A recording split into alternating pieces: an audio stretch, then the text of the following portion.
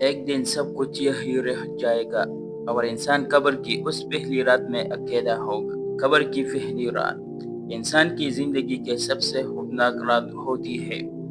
وہی انسان جو دنیا میں ہنستا تھا، لوگوں کے درمیان رہتا تھا، ایک دن سفید کفن میں لپیٹ کر اندھیری قبر میں اتار دیا جاتا ہے۔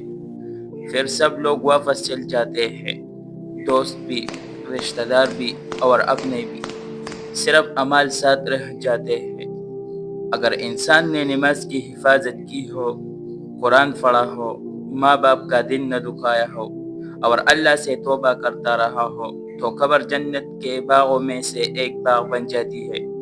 لیکن اگر زندگی گناہوں میں گزاری ہو، نماز چھوڑی ہو، دل دکھائے ہو اور اللہ کو بھلا دیا ہو تو قبر انسان کو دباتی ہے۔ رسول اللہ صلی اللہ علیہ وسلم نے فرمایا، قبر آخرت کی پہلی منزل ہے۔